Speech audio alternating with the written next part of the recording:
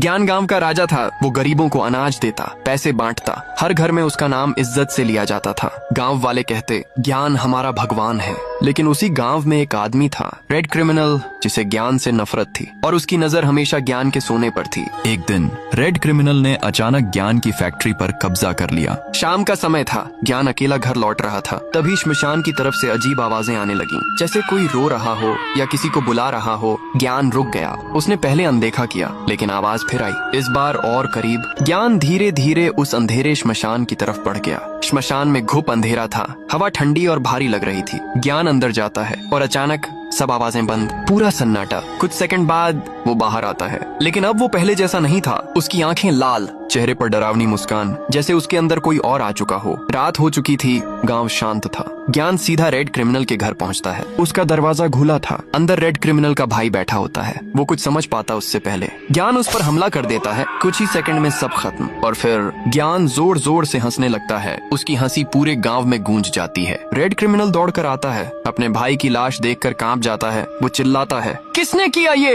ज्ञान धीरे धीरे उसकी तरफ मुड़ता है। उसकी आंखें खून जैसी लाल, और वो कहता है, जिसका सब छीना जाता है वो सब छीन लेता है। रेड क्रिमिनल पीछे हटने लगता है। अचानक ज्ञान के पीछे एक काली परछाई दिखती है। वो श्मशान की आत्मा थी, जिसने ज्ञान के शरीर को अपना बना लिया था। असल में ज्ञान नहीं लौटा था, वो आत्मा लौटी थी और रेड क्रिमिनल उसका असली निशाना था। ज्ञान की डरावनी हंसी फिर गूंजती है और वो रेड क्रिमिनल की तरफ बढ़ता है। ज्ञान मसीहा नहीं, उस रात मौत बन गया था।